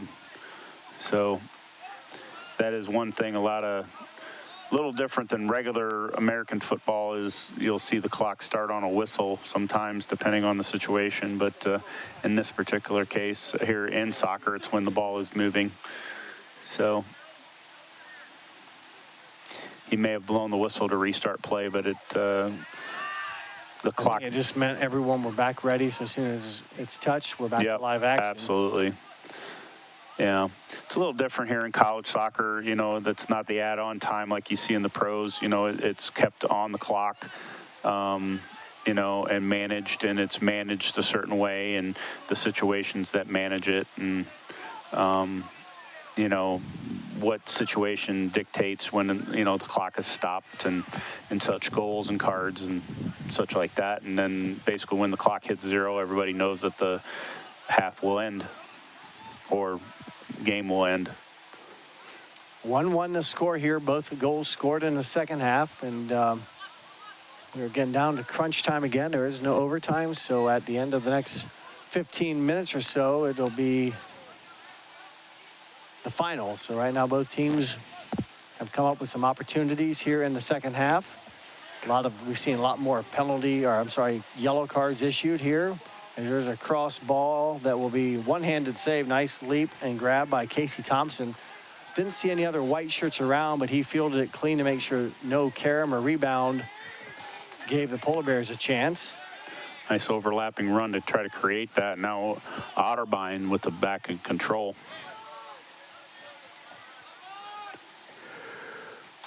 And it goes all the way back to Thompson. And again, number 26 for Otterbein, Will Isaac. Haven't called his number much. I haven't seen. That's him with the touch right there. And just a key player offensively for them. Polar Bears have, either by design or by luck, kind of kept him out of the equation. But just from what I've seen, I think they've handled it very well. I think they've stuck with their game plan and really kind of got him out of the mix and out of the equation. And what ONU has been doing defensively has been really good. They've been getting numbers back. There really wasn't a lot of threats from Otterbein in the first half. And as you can tell by the shot total, I mean, the shot total right now is 14-3 in favor of ONU. So, you know, that's definitely not, you know, from that perspective, ONU's got to be very, very happy. Now they got to cut into this 1-1 tie here, try to take the lead back. Well, they definitely have ball control now as we're in final 14 minutes of action. They'll try to methodically and yet under control work it into scoring opportunity. They do get inside the box now, and that pass is picked up again cleanly by Thompson. So if he doesn't field it cleanly, a lot of opportunity can be created for the Polar Bears, but Thompson does a nice job securing. I won't call that a shot. It looked more like a cross-through ball or pass. He's been controlling the box pretty well tonight. Like I said, the goal, he really just didn't have any vision on at all. I mean, that really wasn't anything that he did. I agree. It was struck very crisply, very solidly, and there was a lot of bodies in there. I think by the time he saw it, it was too late. And much like the goal that Otterbein got, I don't know that Hickey could have done much. It was a header that kind of was scored in the top right corner. Not a whole lot of, it wasn't like he mishandled it. It just was not able to be touched and was a bang-bang play. Put back into play by the Cardinals.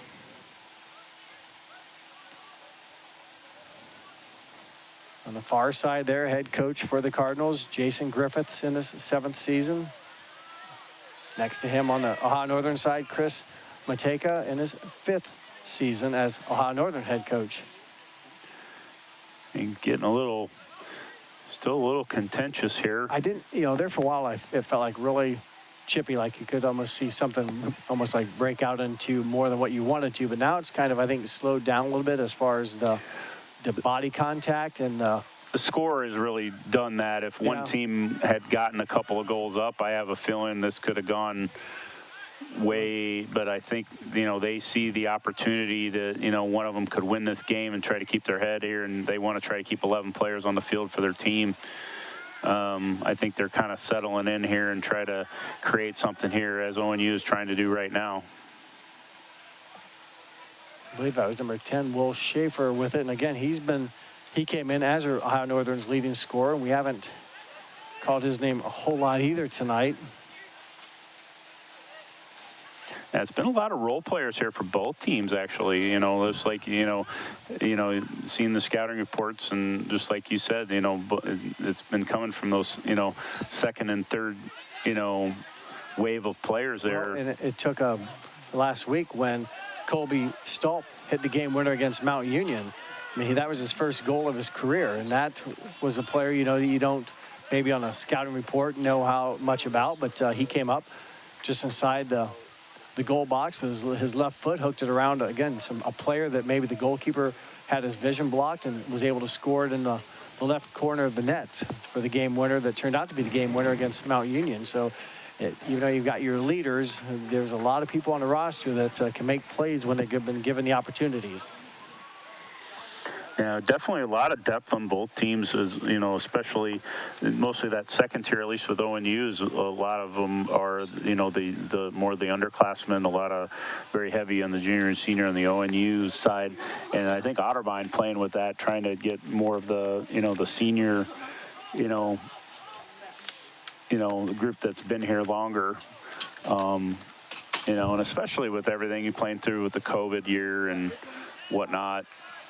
You're definitely dealing with a lot of, maybe an extra year of eligibility and, getting that extra year of play that you may have lost here a couple of years ago. Not to make a huge point, but off on the far side of your screen is number 26. He's walking out of bounds up back to his teammates' bench. I didn't realize he went off, but he's not on the pitch right now. That's number 26, Will Isaac. We'll see once he's allowed to re-enter, as you talked about, Michael, correct? Even though he went off? That is correct. You can use a substitution for that, or Otterbein can elect to play short, which I don't believe they did. And then he can re-enter at any time. But if they're playing with 11, then they can use that as a substitute and bring him back into the game, since they had not used that on that particular case. There's a whistle. The arm parallel to the ground is a direct kick. So a foul against the Cardinals. So Northern here a little bit farther than 35 out. So maybe not a high percentage attacking position, but they're going to give it a chance here with number 15, Brendan Gervers. I think they're going to try to find somebody's head here, deflecting here, probably inside the area. I don't see it as a shot, but trying to find that as a deflection. But ground ball got cleared out. Yep.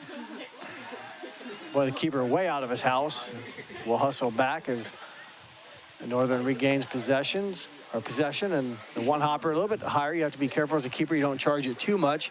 Some of these fields have a lot of spring, but again, the lengthy Thompson able to back up quickly, avoid the over bounce over his head, and have yet another save opportunity. He's been pretty clean tonight. Haven't seen either keeper really mishandle anything, as Hickey will have a easy two-hopper into his midsection. Again, fielded cleanly. Solid performances from both goalkeepers tonight, as you mentioned. Neither goal really any fault of theirs at all. I mean, just good plays by both teams. ONU on their finish, being able to find the opening, and Otterbein on their header.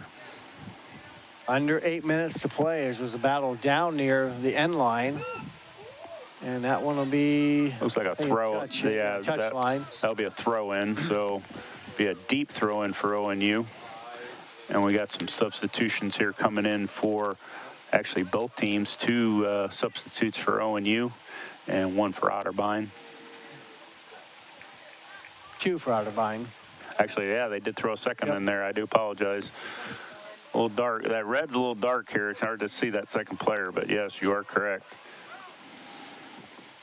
So let's start getting down here to the nitty-gritty here. We got about 7 minutes left here, so. And a deep throw in here for the Polar Bears. Throw in was done by number 22, Tanner Lockie. His cross ball was headed out by the Cardinals. That one shot taken by Parker, deflected off a Cardinal, cleared by a Cardinal, and again, action right around the net section. There's a blindside pick almost, it looked like. It looked like the Cardinals basically stood there and took a set of screen. Yeah, and looks like we got another clock stoppage. And now another card issued. I think Ohio Northern was upset. I don't know if it's legal, but there was a Cardinal that kind of stopped and set a screen, and a Polar Bear player ran into him, and then shortly thereafter there was a yellow card. So I don't know if that was part of the energy or the excitement between the players that was a resulting, but a yellow card against Northern. So yeah, definitely having to kind of keep control here tonight, and been very, very busy, but and now a kind of a dangerous free kick opportunity here for Otterbein. Ball is put into play, and somehow finding his a bunch of people. Lucas Hickey came up, and a lot of bodies. He was able to extend and come up with, again, a clean two-handed grab. Really no opportunity for the Cardinals. Good job by Hickey, maybe gambling a little bit, but it's like he wasn't defended or blocked by anyone. He was able to go up cleanly and get it. That's why I didn't know if there was some restrictions on what you're allowed to do with a keeper, or did he just magically work his way through? Oh, he had to find it. I mean, they're entitled to that space, and no Otterbein player really did anything to keep him from it. But he had to work his way around the bodies and tracked it very well. We had to make the play because the house was, or the net was open. If he doesn't, so the play, good play by the Polar Bears. Now a free kick for the Cardinals, and again we're tied 1-1. That was the same score last year at Westerville. And we're sitting on that right now with 5 minutes and 35 seconds to play in this OAC men's college soccer match. This will be very interesting also, especially as if they any more substitutes late. There is no clock stoppage. Normally with the team in the lead there, stop the clock in the last 5 minutes, and that is not the case, and we have a tie game, so that clock will still be running. So I'm wondering how many substitutes we will have here in this last 5 minutes. Some action now as Hickey's away from the net. Action for the Cardinals. Hickey's back now between the pipes. Numbers back, and they get it. And a shot deflected. Missed. Was it deflected? No, it wasn't. It went up. That might have been number 26 right there.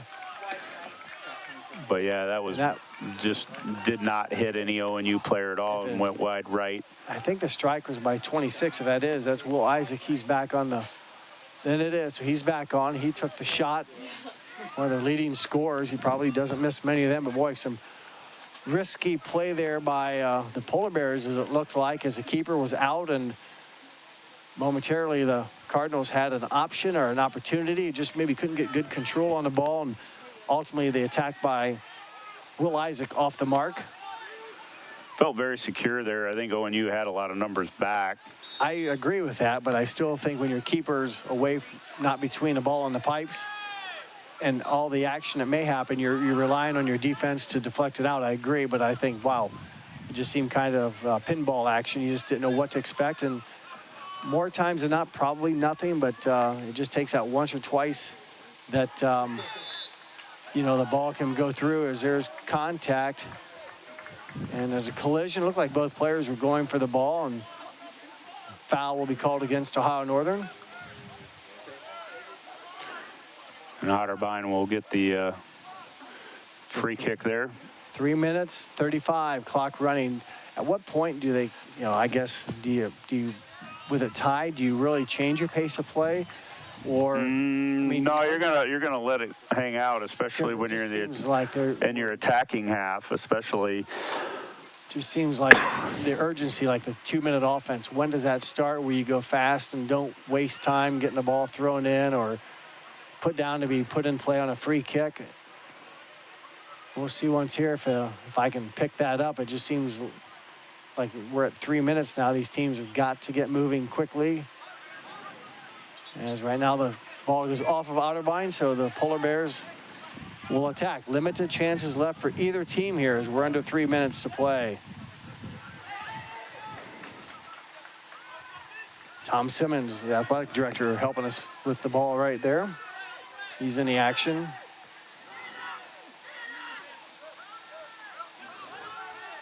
through ball. No, great through ball. Try to find it. It was. It had a polar bear there. I think it was number 14, Nolan Shermer, but he could not come up with the pass, and Otterbein now takes it away. Again, limited chances for either team left here to try to bust the 1-1 tie. It was 1-1 last year at Westerville, and we're 2 minutes away from that ending 1-1 here as the ball goes through, and falling down on it left of the goal box or left of the net is Hickey, and under 2 minutes to play. Hickey will roll it forward and strike it down the field, and that will go out of bounds. So clock running. And it'll be Otterbein throw in. Do you say sometimes the clock may stop for subs? It depends. Well, normal by rule, it's supposed to be if you're a team in the lead and you sub in the last 5 minutes. Stalling? Right, correct. Okay. So, but right now, since the game is tied, that will not. The only time it would stop is if it's a stoppage that excessive that the referee would deem, and that would be completely his call. So right now we're just 60+ seconds away. There's a foul. Yep. Some contact from behind. So ONU is going to get a chance to try to put something here in the mix here in the last minute. Like right now, it's like clock continues to run. Keeper will strut up Lucas Hickey. He will try to put a leg into it. It's one of the few chances maybe pass deflection can help here. I'm not sure what that was. Miscommunication. Yeah, I think that was definitely a miscommunication. And 30 seconds. And it just did not go well any way that ONU wanted that to go, unfortunately. This has a strong makings of a 1-1 tie. 15 seconds, and the ball's still down here on Otterbein's for the goal kick.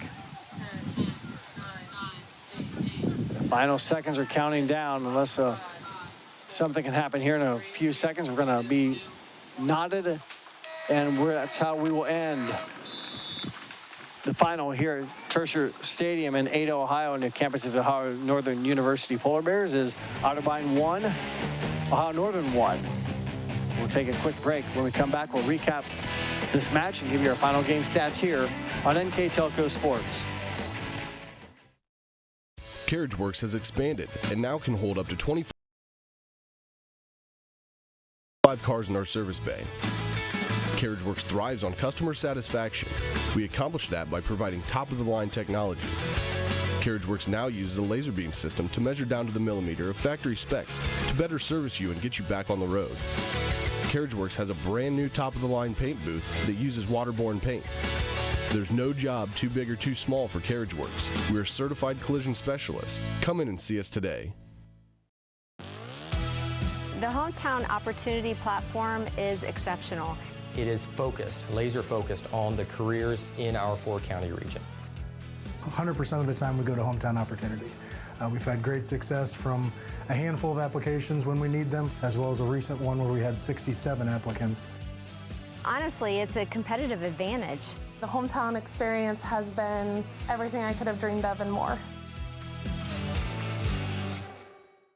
Are you looking for a rewarding career? Lincoln Electric Automation in Coldwater and Fort Loramie supplies top-of-the-line automation systems to manufacturers. Lincoln Electric Automation routinely develops its team through hiring and by offering advanced technical training. We understand that every employee matters, and every role contributes to the success of our business. We offer advancement opportunities, competitive wages, and benefit packages. Visit LincolnElectric.com and get on track to a better career and a better future. We are here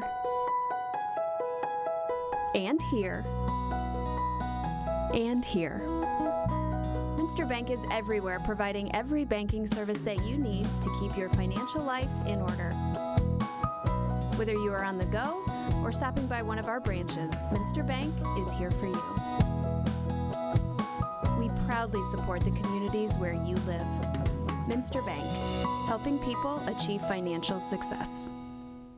New Knoxville Supply Company, the supply source for residential, commercial, and industrial jobs. We specialize in plumbing products from many name brands, electrical products from replacing a light switch to rewiring an entire house, heating, air conditioning, and geothermal products, sheet metal ductwork, installations, and service. We are now housing more inventory, so all the hardware items you need to complete the job are available right away. New Knoxville Supply. Stop in, call, or check us out online at newknoxvillesupply.com.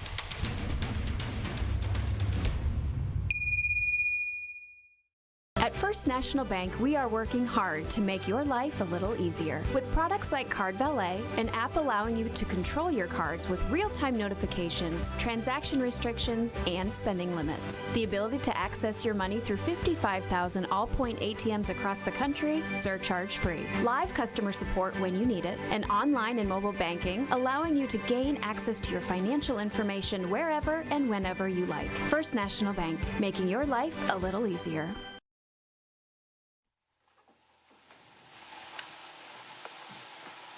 Welcome back to Ada, Ohio, here on NK Telco Sports, where the Otterbein Cardinals and Ohio Northern Polar Bears have tied tonight in men's OAC soccer, 1-1 the score. For the final game stats, Mr. Michael Laws. All right, final shots, total shots for ONU was 15, for Otterbein 6.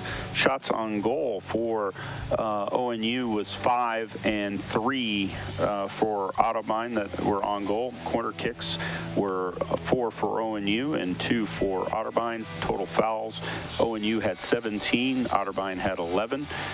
4 yellow cards were issued to ONU and 2 yellow cards issued to Otterbein. Our final scoring summary was the ONU goal took place at 52:08 on the goal by Ryan Summerfield, his 4th of the year, on an assist from Alex Schaefer.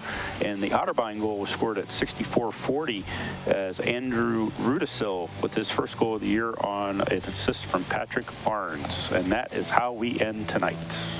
Well said. Looked like on the paper, Northern maybe dominated the match, but the stat that matters most is the final score, and that was 1-1. So again, Northern outshoots, targets the shots on goal, but in the end, it's a tie, 1-1. So, with that, these Otterbein will go to 5-2-3 overall, 1-0-1 in OAC play.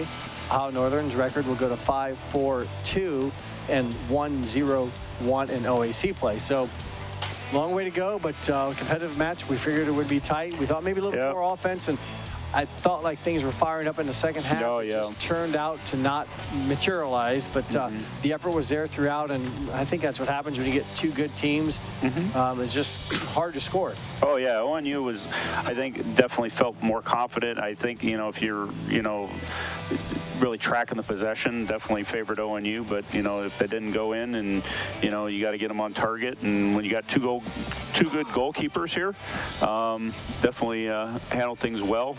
Both goals really not coming off of anything, a lot of misdirection, kind of handle that, and that's the way we handle it, and we've got a long way to go here in OAC play here come to the end of October. Well said. And that will, again, wrap things up here from Ada, Ohio at Kersher Stadium. I'd like to thank our film crew tonight, Mark Thistle and Jim Miller. Also, our director tonight, Austin Ambergy. And for my partner, Michael Laws, my name is Jeff Hench.